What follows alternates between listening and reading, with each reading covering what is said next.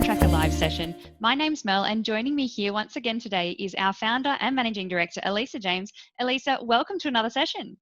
Mel, I can't believe how quickly we're getting through a whole range of information that the NDIA are continuing to put out. So I'm excited about today. This is an area that we probably spend a vast majority of our time helping people with, which is which budget? What the heck do all these different budgets mean? It definitely is. And as you would have guessed from registering for today's session, our budget lockdown session is going to be going through budgets 1 through 15. So we're going to unpack all of them, some of them in a little more detail than others. Elisa, I know we have a lot of content to get through today. So is there anything you just kind of want to kickstart us with just while everyone's getting logged in and set up? And then we'll do a little bit of housekeeping before we jump in. Look, Mel, I think that's a really important point. There's 15 different budgets potentially in an NDIS plan. Of course, nobody gets all 15 budgets because that would be kind of crazy. But there are a lot of different budgets. So what our plan is for today is to do a pretty high-level helicopter view of each budget, what the kind of primary purpose of the budget is, and some great examples of the sort of common things that are claimed from each budget. But what we'd love to do is, if you've got questions, as always, please ask. We might not get to all of them today just because of the amount of content we want to cover. But I would love to come back and unpack some of these in a lot more detail over the coming weeks, Mel. So if we find we've got a whole lot of questions around a particular area, then we might do an extended session on that in the weeks coming. That sounds absolutely fantastic. And just a recap for anyone who is just logging in and joining us, I know we've got a few more coming online as we speak. We are going to jump in rather quickly today. So today's session is our budget lockdown. So we're going to get to know all about your NDIS funding, running through budgets 1 to 15. So there's lots to unpack. Just a little bit of housekeeping before we get started. If you haven't joined us before, or just as a reminder, we've got Justine from the Plan Tracker team joining us today, moderating in our chat box. So if you've got questions along the way, you can reach out to Justine in the chat function. We do also have the Q&A. Just a note, the Q&A only comes through to panelists, so that won't be shared with your fellow attendees here today. If you would like to keep them private, as we said, we'll answer questions Good as spot we for can. those tricky questions, isn't it, Mel? Great spot for tricky questions, or if you're trying to remain a little bit more anonymous. So without further ado, what I'm going to do, Elisa, is let me get these slides up and ready to go for everyone. And I think we're going to jump right on in. So let me get it. Oh, this always takes me just a moment and I never know why. So let us go. Here we go. And I'm just going to jump us straight on in on our first slide here. And I think we're going to start with our back to basics. So I think it's really important for everyone, whether you're new to the NDIS or you've been in the NDIS for a while. For some of our participants and families and providers, you may have been here since the early rollout regions. So you may already know a lot of these roles, but it's always really good to have that clarification. So Elisa, we talk about roles and some being more important than others. Can you take us through a little bit of a who's who, particularly in relation to, let's start with maybe our NDIS position, so our LAC. So can I just say, on roles being more important than others, I think absolutely number one, participant. If that's your role, you are the centre of all that happens, and families right up there. So one of the things I think that although we're going to talk about some of the roles and positions and job titles, if you like, in this space, that is always so important to remember is that experts are not necessarily those with a title. Usually the people who know best and know what should happen are the participants and families. So, we all credit to participants and families, I think, up front is always a good way to go. Okay, so with NDIS, the NDIA is the National Disability Insurance Agency. So the agency runs the scheme. They run the NDIS. Planners are the people who work for the NDIA directly, and they work for the NDIA as direct employees. Why that's important is because under the Act, they're the only people who can make that reasonable and necessary type decision around funding. So a planner is the person who actually puts together the plan, and their authority is delegated under the Act through the NDIA. as that's why they need to be a direct employee. So what is an LAC?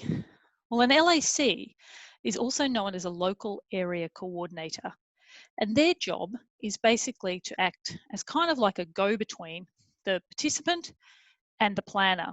So the LAC is actually usually, or in fact, I think in every case I know of, LACs are what we call community partners.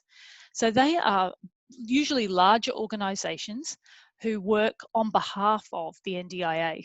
So you would see an LAC with an NDIS logo and badge. So they're officially appointed on behalf of the NDIA. They're not an employee of the NDIA, they're a community partner. So in your region, it might be, there's a whole range of different people we know about, but St. Vincent de Paul, Uniting Care, Social Futures, whoever your region has been appointed as the community partner. I think good to note there, Elisa, as well, that the community partners differ between regions and between states. So I know we have Feros Care in some of our other states as well, as an example, if you go up to Brisbane.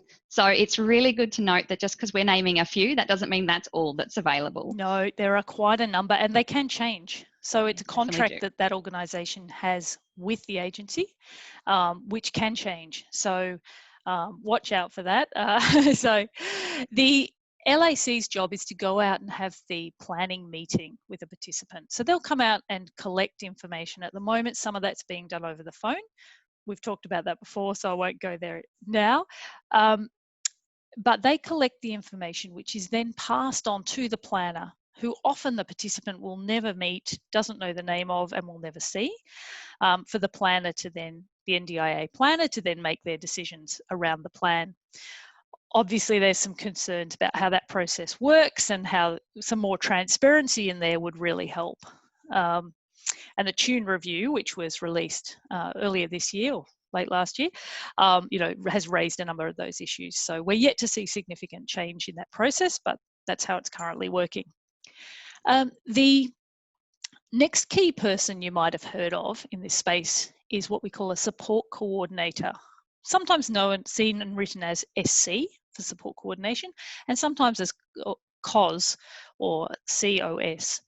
And so again, lots of names for the same things. A support coordinator is somebody who they might be an independent person working as a support coordinator, or they may work for a larger organisation.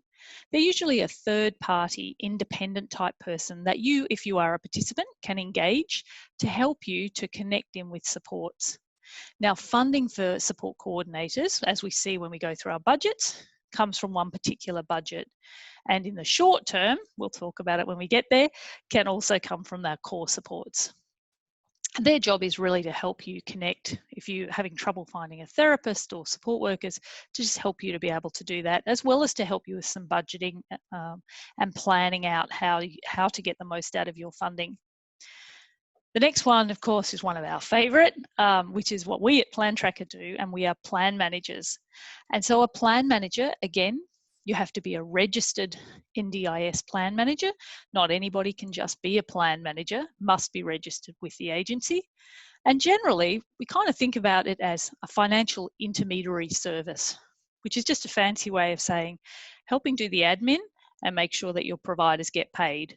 So that'll come from budget 14, which we'll see as we go through. I'm just going to turn off my dinging alarm there. Sorry about that. Providers and support workers. So providers is generally what we call any business or not-for-profit or organisation who provides service to you.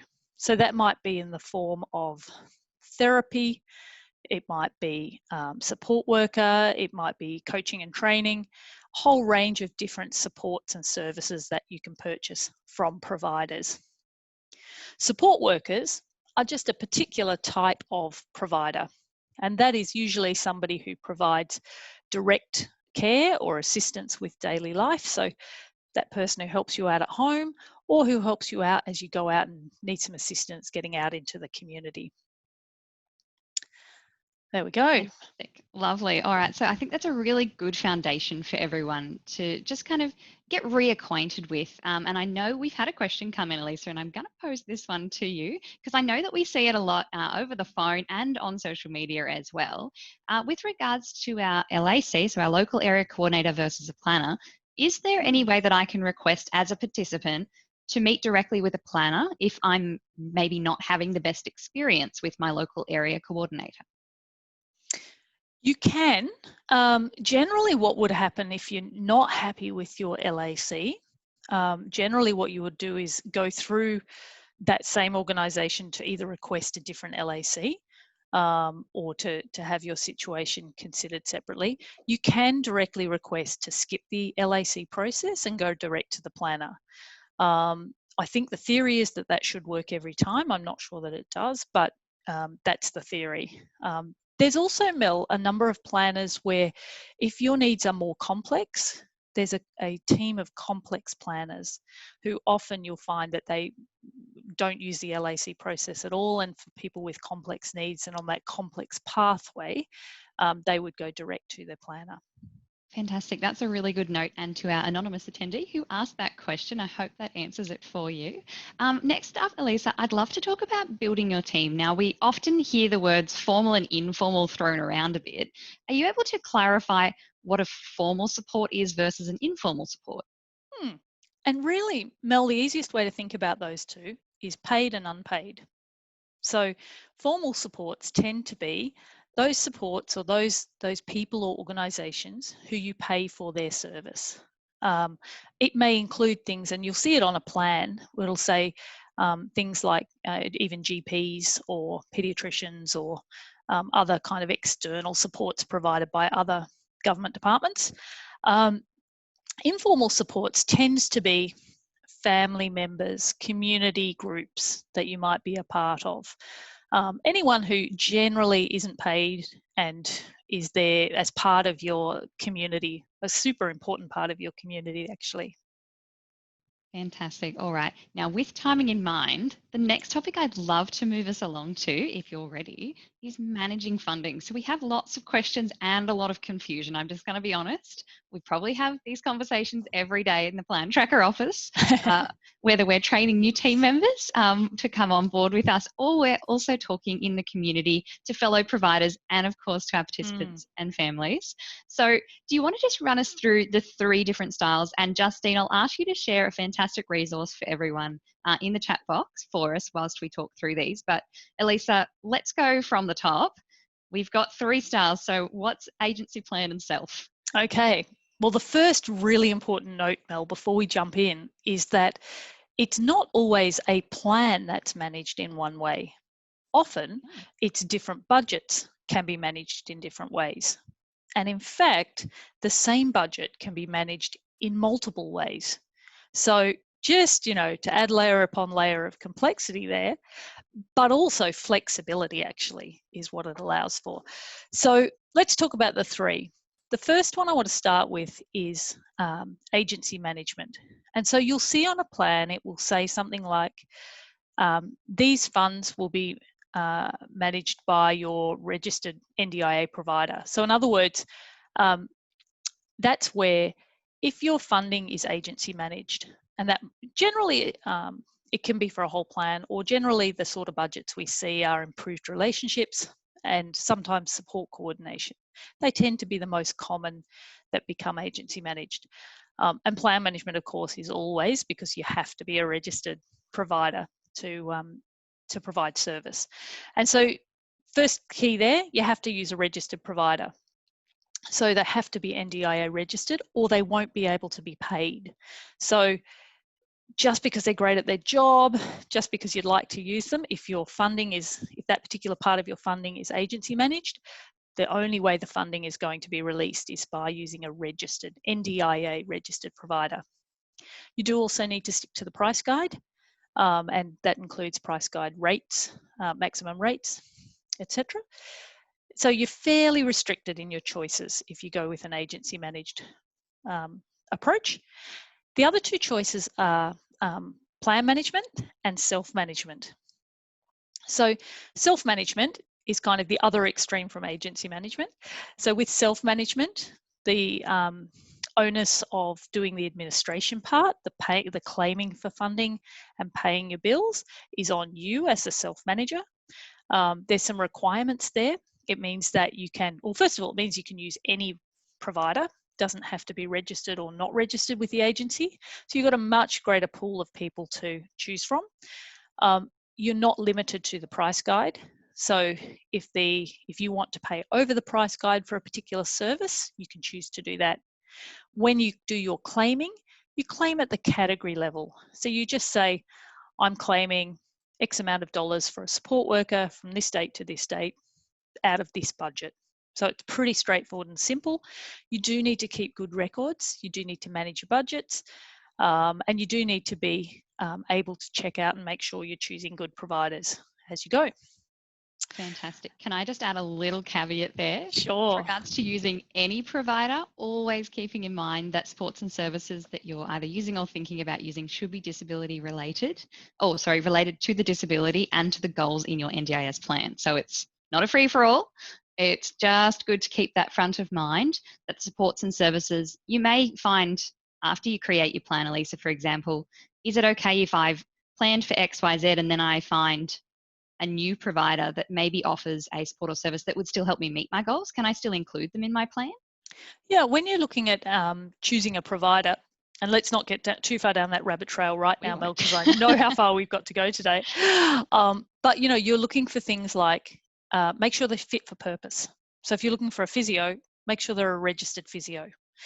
Make sure they have the skills that you need. Also, an ABN is pretty basic requirement, making sure that they have insurance.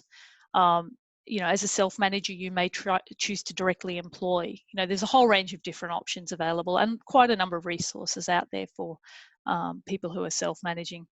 And of course, Plan Tracker app for helping you self-manage if you choose to go that way. Let me jump straight into plan management. So plan management is our third one I want to talk about. And that's where instead of, you've got the flexibility of choosing any provider. So whether they're registered or not registered, doesn't matter. So you can choose your local gardener rather than having to go with an NDIS registered gardener, for example. You are restricted to the price guide limits. So that, if the price for gardening is, gosh, new price guide, I'm out of my dates or amounts on this, let's say $49 or $52 an hour, then that's a limit that you can pay or claim for gardening. What else have we got for plan management? And basically it means you don't need to do the admin work. So, if you use a plan manager, and I can only speak for kind of how we operate, but it simply means having the provider send their invoice in, having the team code it, you get an SMS to let you know that we've got it. If there's a problem, you just reply and let us know, and it won't get claimed and paid. If there's no issue, it goes through, gets claimed and paid, and you can see your updates in your Plan Tracker app. So kind of takes out some of that admin work for you, which is quite nice. And we'll see as we go through that the cost of that is covered in a different budget from all your other budgets. So it's not costing you to, you're not losing anything out of core to do that. It comes from the plan management budget known as Improved Life Choices. Yes, or fun fact, CV Choice and Control if you're looking on the NDIS portal. So we have another resource we'll share with you all shortly regards reading budgets and what they might look like in different places, basically. It's lots of names for the same thing. So that's true. Two sets of names, but we've got a nice easy cheat sheet, so it does help. Good to stick on the wall while you're getting started.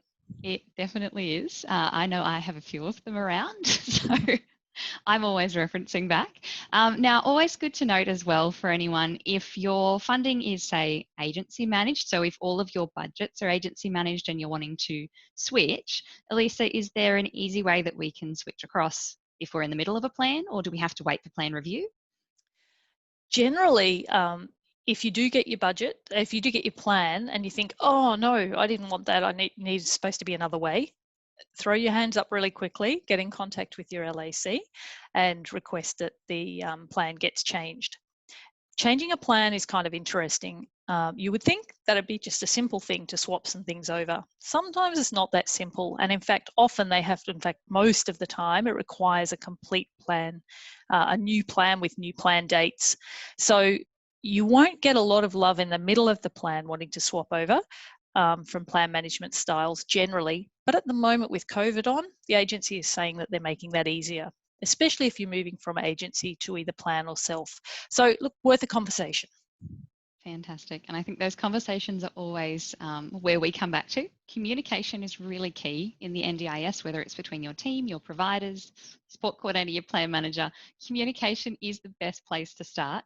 With that in mind, I'm going to communicate that we've got so much to get through. We're going to keep moving. I know. So let's jump on to the next topic. And we get a lot of different questions around this because it can be kind of a complex situation. And Elisa, I know you always talk about the individual and thinking about your own unique circumstances. So do you want to run us through a little bit about spending my funding? So if I'm a participant, let's have a conversation around self-direction. I know do. we like to. Look, this is one of my favorite topics. Absolutely. Because if you understand how to spend your funding and what the guidelines are, it means that you can operate with your plan really confidently. And you're not second guessing or pulling back on choosing some supports because you're not sure, and equally, not heading down the wrong path because you're just not sure. So, Mel, what I would say is this is actually a really big topic. So I would love to unpack this in a lot more detail at another time. So I'm going to go really high level right now, and just because we're keen to get into the budget areas. So when we're talking to people about, we often as plan managers will get a phone call, I'd like to do this or purchase this or get this support.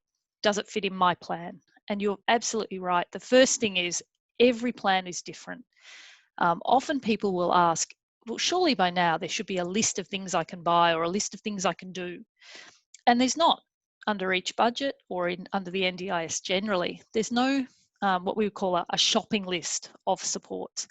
And I love that because it means that it acknowledges that plans should be built for each individual. It's individualized funding and individualized planning. What's right for one person won't necessarily be right for another. So what's a disability support for one won't be a disability support for the other. And that's a really good thing. So how do we know what we can spend our funding on? As we go through budgets today, probably I'm hoping people will get a bit of an idea of kind of what the intent is around some of those budgets and have some, hopefully trigger some good ideas in your world as to what might work for you. But the way we do it is we help people, we try not to be a gatekeeper. As a plan manager, our role is not to help you decide should you or shouldn't you. It's not to tell you, yes, you can, no, you can't. Our role is to help you to understand how to self-direct your own funding. And so we use the guidance provided by the NDIA for that. So the first thing we talked and I mentioned a moment ago very briefly, reasonable and necessary, that planners who are employees of the agency are mandated or delegated authority through the Act so that they can decide what requirements you have, or they can help build their plan and build the supports, if you like, around and funding around what is needed for you. And that's called they look at things from a reasonable and necessary point of view. Once that is done and the planning is finished and the plan is live, we don't need to talk about reasonable and necessary anymore. It's not up for us as users of a plan or as plan managers, as providers. It's not up to us. Reasonable and necessary is kind of left with the planner. So at that point, you have choice and control, and you're able to decide, okay, the planner might have decided that I could have 20 hours of this and 10 hours of that and whatever the other things may be. You don't need to stick to their timings and their thoughts around how they built the plan. You can simply choose, hey, my support needs are here. As long as I'm choosing supports that are disability supports and that meet my plan goals, then I'm free to choose what ratio of things I do, which providers I use, how often I use those supports. So we refer people to the NDIS guidance in Participant Booklet 3, which has some really good concepts and understanding around the types of things that you can spend your funding on. have a look at towards page 10. There are 7 questions there that the NDIA ask you to consider when you're thinking about purchasing a support. And those 7 questions are just a good mental check for how do I, is this the right type of thing? We probably would say to people, the first step is your NDIS funding is there to bridge the gap. It's to bridge the gap between disability and an ordinary life. So if you need to purchase something or you need additional help because of disability, then that's the type of thing that you should be considering using your funding for. So that doesn't matter if something is a mainstream item or a mainstream type support. Just because it doesn't have the word disability attached doesn't mean it's not a disability support. So some of the other questions are things like, is this safe? Will this help me connect with my community better?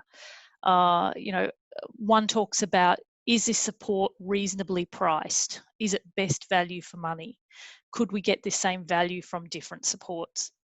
Good example, we had we quite regularly get asked about purchasing equipment, and somebody was keen to purchase a particular style of vacuum cleaner that was very expensive. And it was like, okay, yes, we can see that the vacuum cleaner in this case is a disability support for you because of their circumstances, which I'm not going to go into. But do you need the top of the range one? Because actually, is that good value for money? Probably not. You could probably achieve the same things you could probably achieve the same thing with a cheaper version of the same. It would meet the needs for the disability requirement. So it's having those thought processes to go, how am I best using my funding, and thinking through. But let's leave that, Mel, because it's a big topic and it's something I'm really passionate about. Let's unpack that in a lot more detail down the track and jump straight into budgets. I think the community will absolutely love that. So we will park it there. And on behalf of everyone, I will hold you accountable for doing another topic on this one. I think it's really important that we jump into a bit more detail. The way we've structured this for everyone today is that we thought we'd kind of group some things together. So we're going to look at which budgets fall into which categories. And then we're going to look at some in-action examples. So we will come to them. There are lots of questions flying. We will get to as many as we can. Justine is doing a fantastic job in the chat box there. But Elisa, we're going to start with our core budget. So these are budgets 1 through 4. Do you want to just run us through quickly? What are the 4 budgets that are included in our core supports? So we often use the numbers more so than the budget names. We're using the budget names here that you would see on your PDF copy of your plan or your paper copy of your plan. These names are also used in the portal, I think, directly. I'm going to say cue Justine for that lovely resource we have for everyone. So it shows the PDF and paper version versus what you'll see on the portal. So that link will come up now. Fantastic. From Justine. So we'll just run with what we've got here on the slides. If you are concerned, if you're looking at a different location, just download a copy of that cheat sheet, print it out, pop it on your wall or keep it on your phone. It's super easy to understand. Excellent. Thanks, Mel. Okay, so core supports, they're the first 4 budgets in the list of 15. And they really are your everyday budgets. They're your budgets that are there for kind of, again, bridging that gap, helping support you to live an ordinary life. So yeah, if you're unable to do cooking at home, for example, it might be that you use your O1 assistance with daily life budget to employ, when I say employ, I mean contract, simply use the services of a provider, or directly employ. Okay, so so you might engage somebody to come in, a support worker to come in and help you with some domestic assistance, or just a regular person who has an ABN to come in and help you with washing and cooking and just general household tasks that you can't get to because of disability. So again, it's that gap. Would I need this person if I didn't have a disability? No, I could probably do that myself. Great. Well, then that's something that you should look at purchasing. Transport. Oh, if you've seen me do a webinar, transport's not my favorite topic. Transport. So very briefly. That's things like Ubers, taxi, rideshare, bus tickets, train tickets, etc. Consumables. Consumables are a couple of different areas, so 3 actually. Generally, they cover things around hen feeding or tube feeding requirements, also incontinence type products, and then what we call our low risk, low cost equipment or assistive technology. And so that's really any other consumable, any other thing that you can hold in your hand, a tangible thing you can go and buy off the shelf, from the shops, off a website, no customization, low risk, under $1,500 per item, again with a whole range of current policy in place around buying iPads and devices. I was going to say, I want to put an asterisk at the end Not of that. going in there right now. But all those kind of, you might need to purchase a different type of kettle due to a mobility issue or being able to lift safely and use a kettle, or you might need to, I'm going to use kitchen equipment examples, an air fryer because it's not safe for bending and getting in and out of the oven kind of thing. So those types of, I probably wouldn't go and buy that, except that because of disability, I have this need to go and do that. So again, might be an item that's generally in use, mainstream use, but for you it becomes a disability support. 04, assistance with social, economic and community participation. So generally this 04 budget, the social, community, economic participation, I know I just did those in the wrong order, and the assistance with daily life, that 01 budget, generally is about support workers. So they are your everyday support workers. One's at home, one's in the community. So that's kind of at a very high level. And so, you might use a support worker to help you get to and from a craft group that you go to, or to be able to go and enjoy getting out and doing some shopping, or heading out for a meal, or anytime you need somebody to accompany you or to assist you to be out in community. That's where you would generally be claiming those types of supports from. It's an interesting space around groups and paying for activities. The price guide is pretty clear that it's predominantly, these budgets are for support worker type supports, as opposed to, say, paying for a group activity. So, but there is the reintroduction, thank goodness, of our community participation code, which got dropped out of this price guide for about 13 days, and under great protest and lots of feedback to the agency has been reinstated, which we're very pleased to see. And that's a code in core that can be used for things like camps, vacation care, outside school hours care, courses, membership fees. So, there's a little bit of flexibility in there. One line out of many, many, many. So, all right. It definitely is. And I think I will second you that we're very excited to see the addition of that back in. Oh, much yes. Community pressure. So next up, I'd love to look at some kind of real world examples, if you like. And for those who maybe haven't met Elisa before, Elisa, do you want to talk from both your professional and your kind of mum and personal experience? Just going to get the slide to change for us here. All right. So for anyone who hasn't met you before, Elisa, you want to just give us a little bit of backstory as to how you came into the NDIS before we jump into some examples here? Yeah, of course, Mel. So my first introduction to the NDIS, I'll be honest, 2015, I went to an info day thinking, not sure this is going to be a particularly useful day. I'm not sure the NDIS is going to be particularly useful for my son, who was, I can't even remember how old back then, probably 11 or so. And, we're struggling with disability and juggling all that involved in our household. And I came away from the day absolutely inspired. It radically changed my life and his life and the life of our family.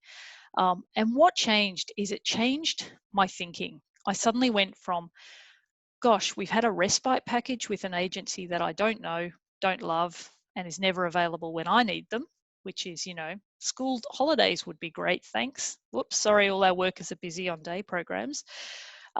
We went from that to being, hang on, if I can self-direct, if I can choose the people that I have work with us, if I can choose the types of supports we purchase, and let's face it, it's not cool hanging out with your mum all the time as you're becoming a teenager. If I can choose some support workers who are teenagers, which is what I ended up doing, then this is actually going to work a whole bunch better. And so we have had core budget since the start of our son's personal funding, and it basically has meant that we've been able to engage people who have really made a big impact in his life. And so in our case, because obviously being a teenager, we tried a range of different support workers who would do a range of different things. But what we've worked out that works really well for us is kind of older teens. So our key support worker is 19. And he's a lot cooler than mum. He really is, They play bass. They can play Minecraft, which I can't do without wanting to throw up.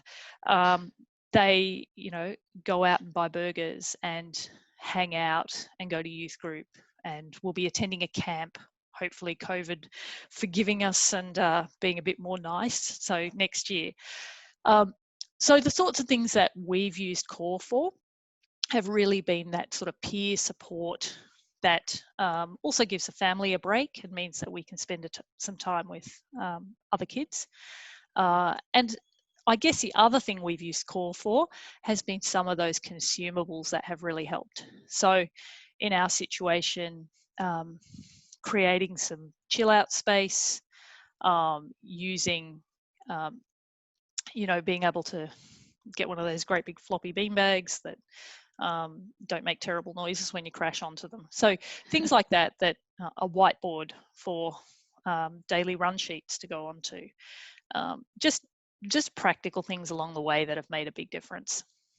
Yeah, I really love that. And I think it's important that for all of us, if we're thinking from our own personal perspective, or if we're providers potentially, or family members and other community members, it's thinking about the individual. So Elisa, thank you so much for sharing that personal story. I think it's really important. Obviously, we've listed some examples here of the core support budget in practice. So a lot of things that we think about are those personal care, cleaning. So having a cleaner come in if you're potentially not able to do that. Either they may be assisting you or they may be doing it on your behalf.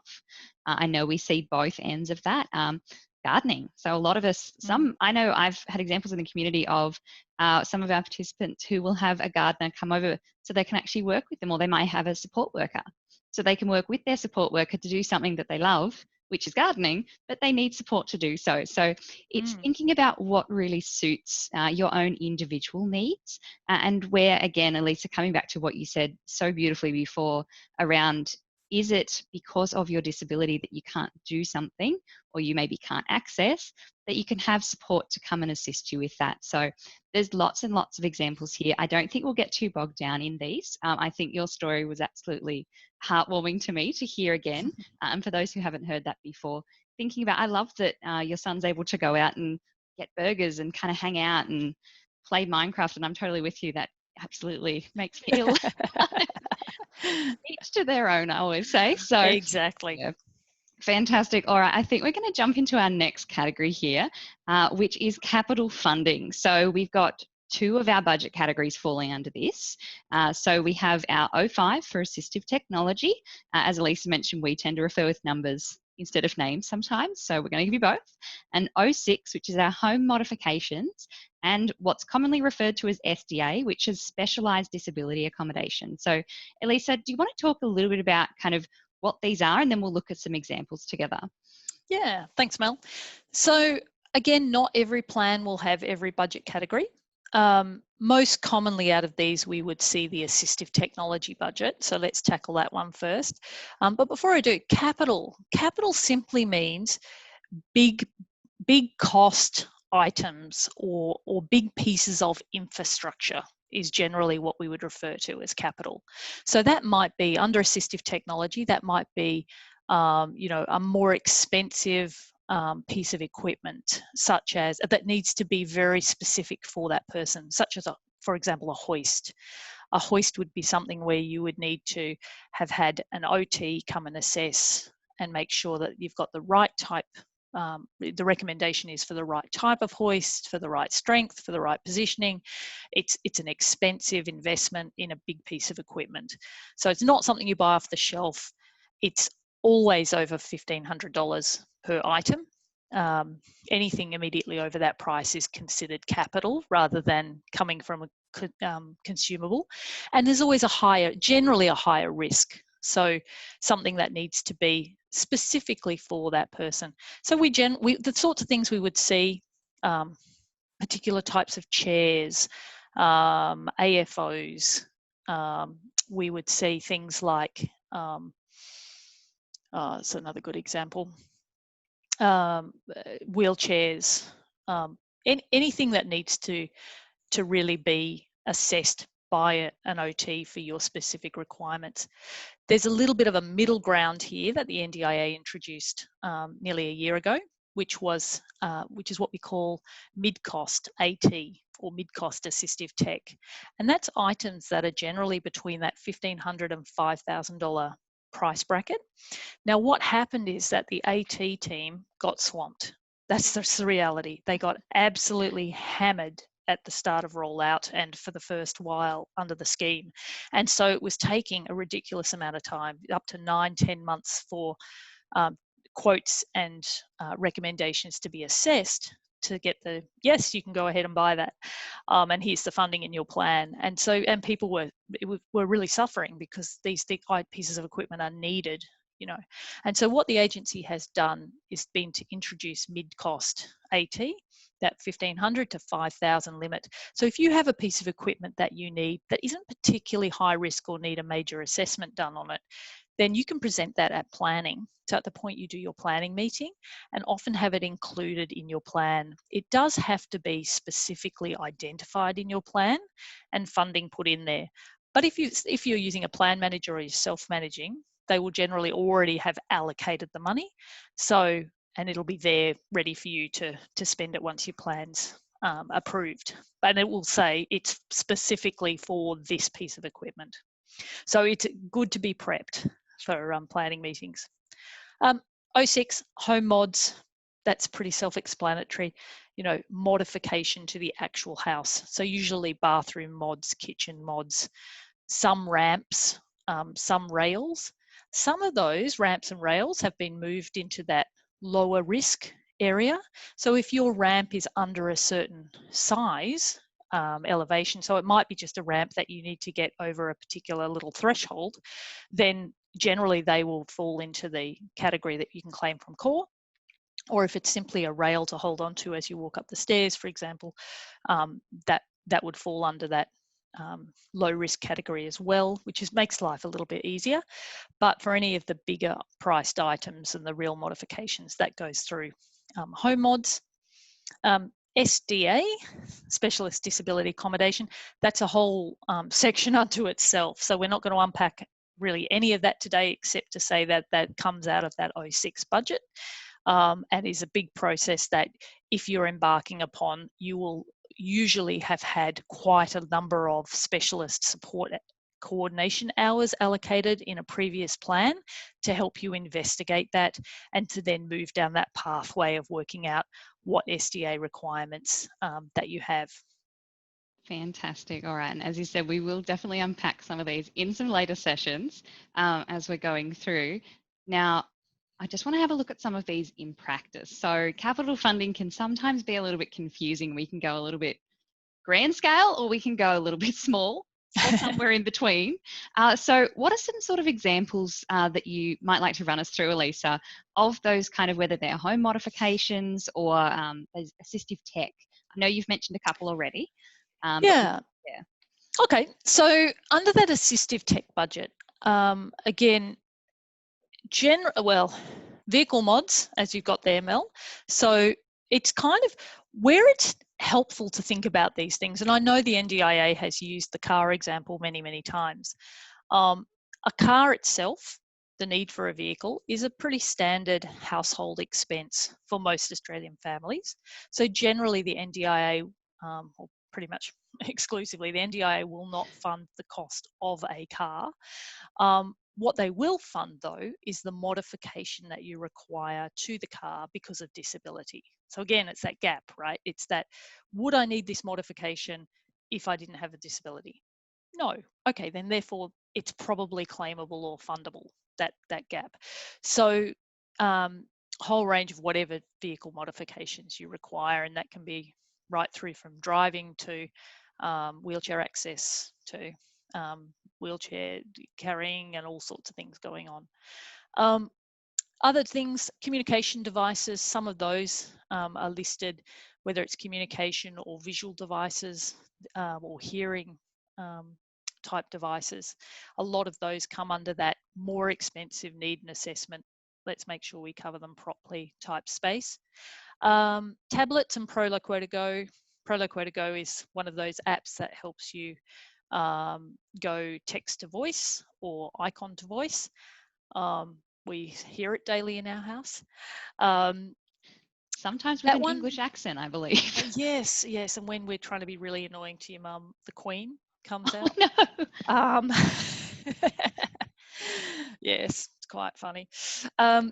Actually, probably in some cases now with apps, with devices being fundable under core, you could probably come at it that way.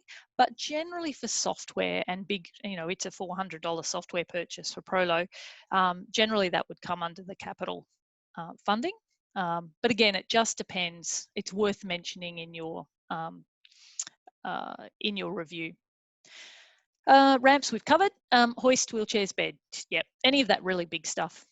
Fantastic. All right, now I've saved the next funding category for everyone because this is where the majority of our budget categories. And before we look at this lovely big chunk of our capacity building budgets, we've had an anonymous question, Elisa, and I know this is a little bit of price guide nerd fact.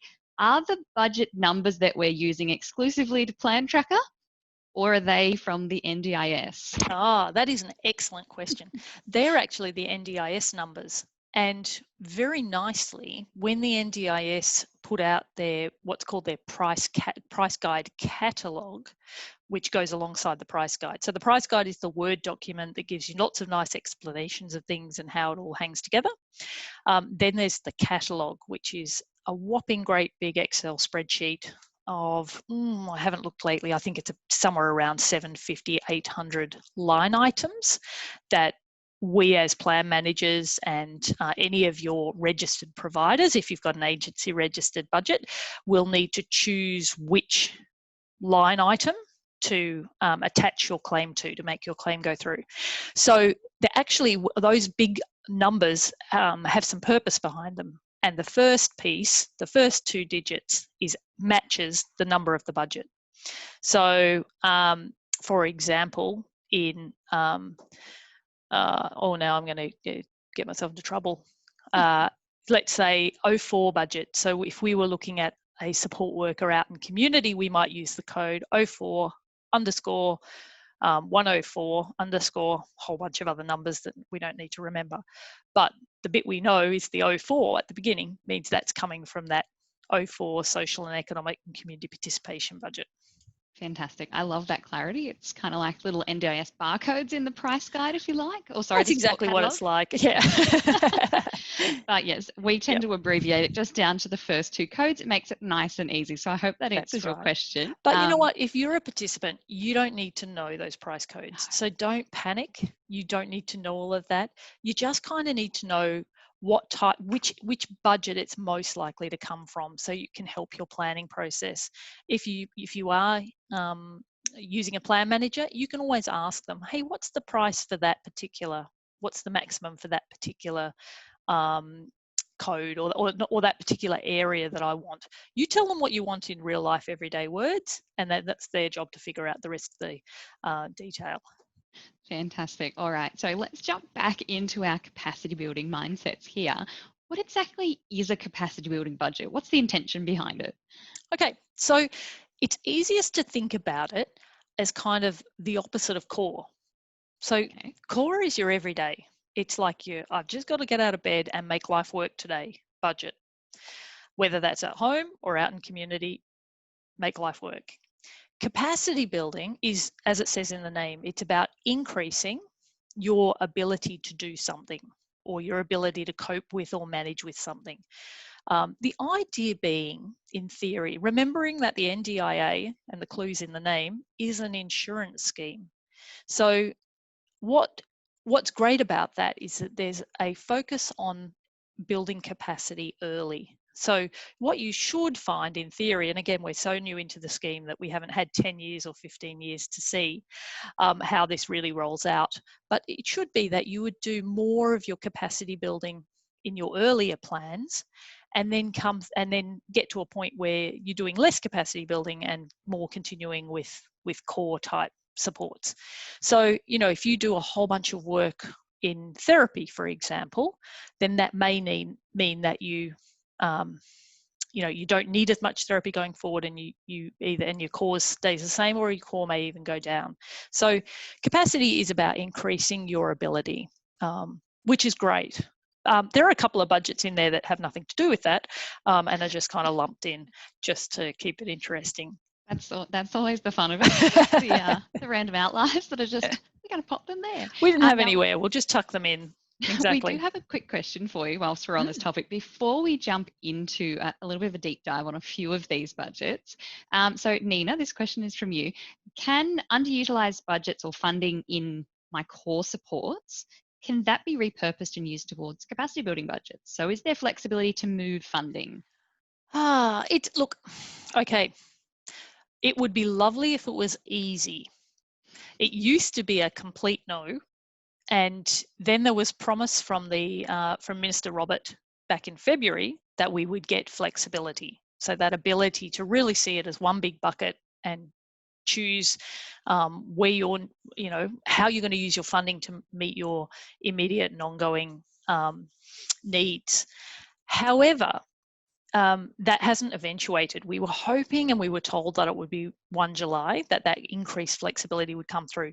It's been very quiet on that front.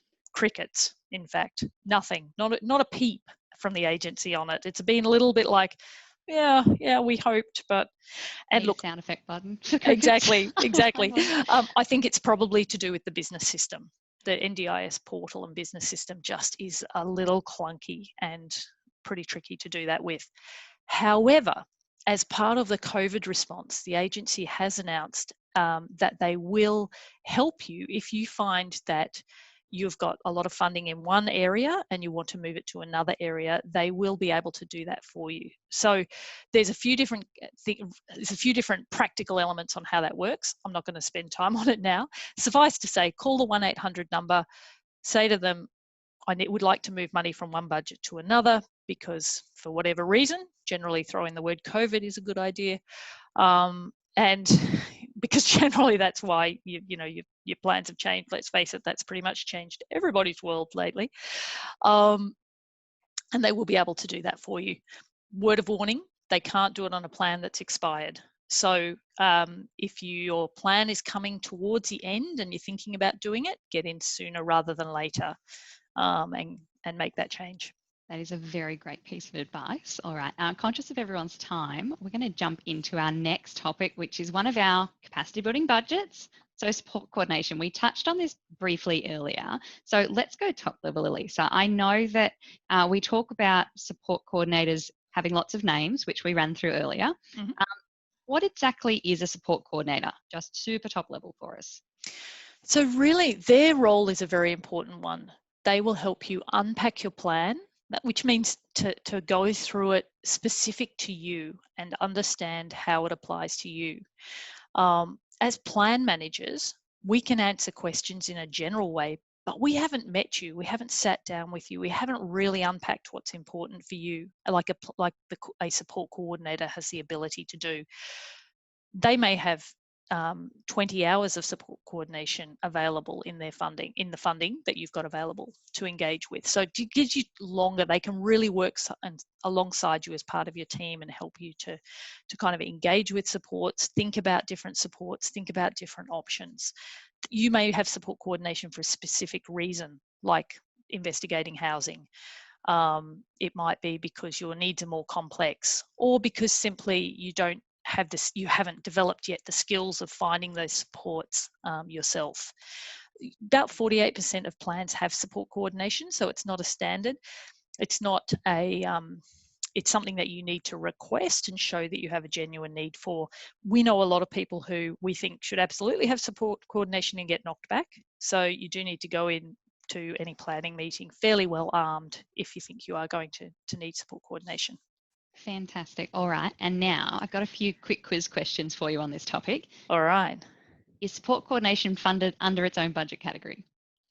Great question.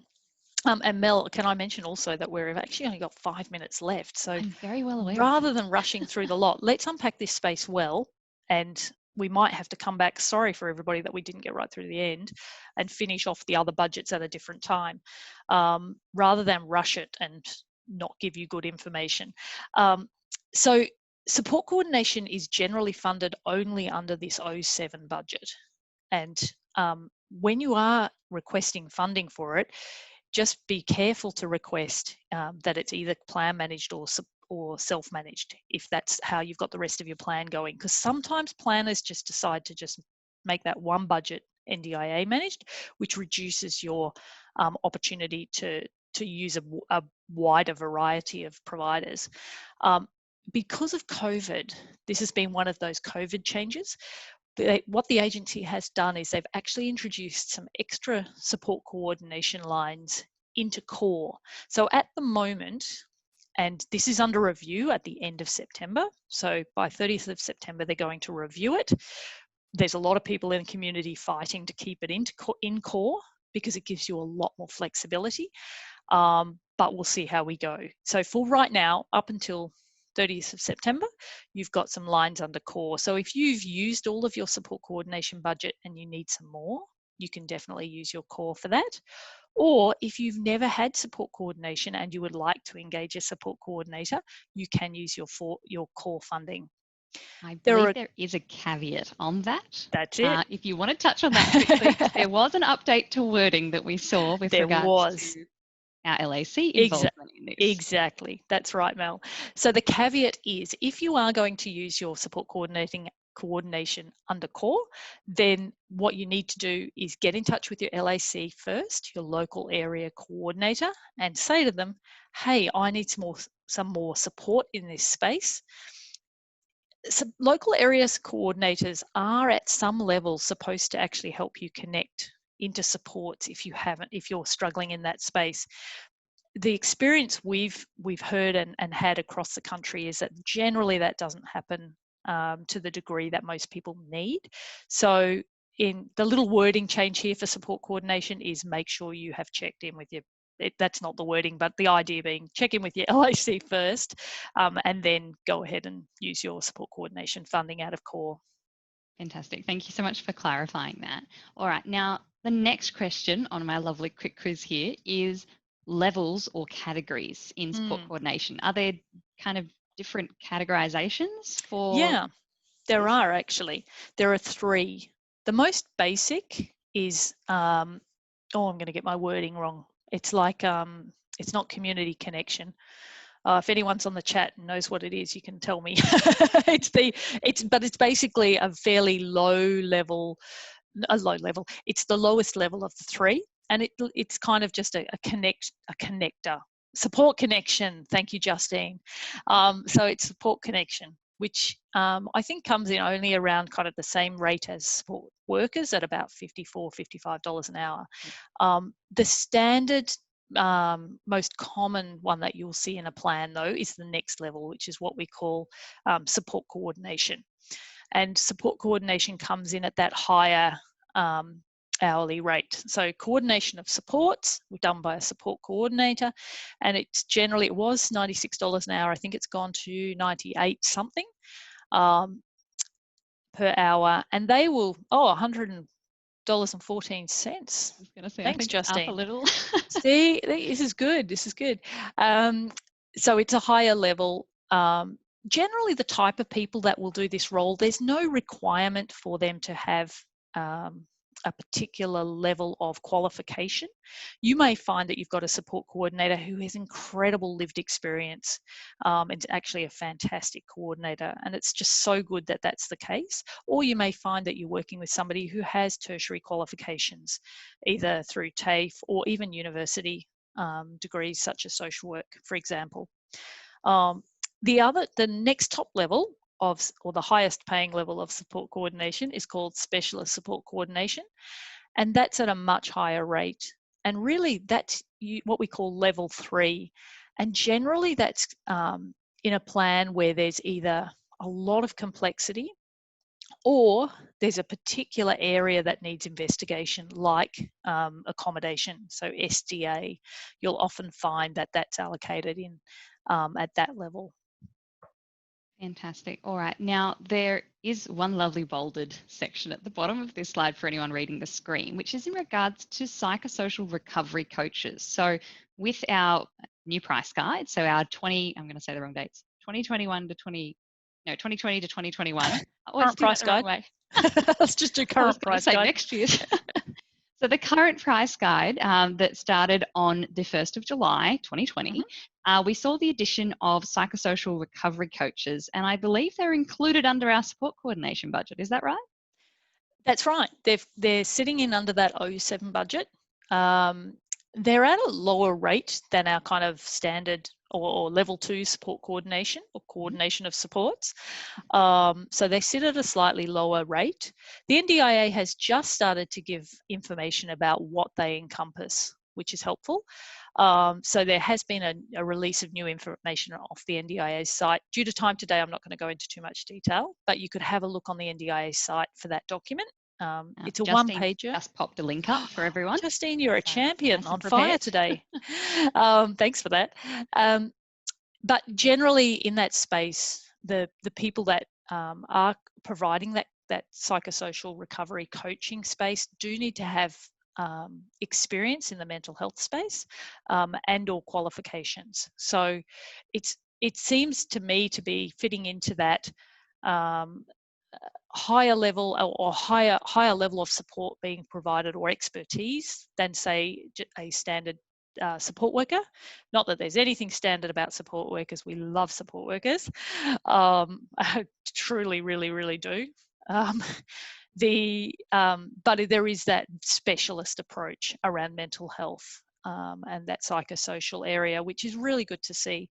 I think I would like to see some sort of it's unclear, a few unclear questions at the moment that we've been asking the agency about, that we're waiting for clarification, and hopefully planners will be consistent on, like, can you have both support coordination and psychosocial recovery coaches? Because they actually provide quite a different service. So it's interesting that it's been popped into that budget. I think we'll see I think it'll be an unfolding space. Fantastic. All right. Now, in the interest of everyone's time here today, I think we might just leave our presentation slides there for a moment, Elisa. We've had some questions around psychosocial recovery coaches, and what we might do is, as Elisa mentioned, we've got questions coming in and we're still waiting on some clarity. So we'll unpack that further for you in a later session. But what we're going to do is, Elisa, just before we wrap up for today's session, I just want to let everyone know that we have lots more content that we intended to get through. So we're going to do what we call a budget lockdown part 2. So we're going to split this up for everyone who's registered either for the live session or the replay. I will personally re-register you for part 2. So you'll get a notification saying you're registered to attend that session. And we're going to continue on with our capacity building budget. So we'll continue unpacking our therapy support budgets, our employment and continued learning supports. We'll take a further look at plan management and that kind of flexibility conversation. I know we talk about self-direction a lot. And then what I'd love to do, Elisa, if you're keen, I'd love to go through some of the questions that we've had during today's session and that we have coming in part 2 of our budget lockdown series as we continue to unpack. So I think let's wrap it up there for the day, and we want to give as much value as possible. So I'm happy to split the session if Elisa's kind enough to come back and give us more of her time. I think that sounds like a great idea, Mel. And I'm keen to see some of the questions that have come in, because for those who've watched me do these before, I'm not allowed to read the chat because I get distracted. So I'll have a look after that. but we would love to answer your questions. And, I think the conversation around self-direction is really important. And it's really hard to self-direct if you don't know how the budgets work. So having kind of being able to just bounce ideas off each other and hear a few different thoughts around something can be really super helpful. I know Fantastic. I got triggered the other day in COVID, during COVID lockdown. I was at a loss for what to do in our situation. And somebody was just talking generally about therapy and talked about exercise physiology. And I went, oh, how did I not think of this? And I work in this space every day, right? Every day.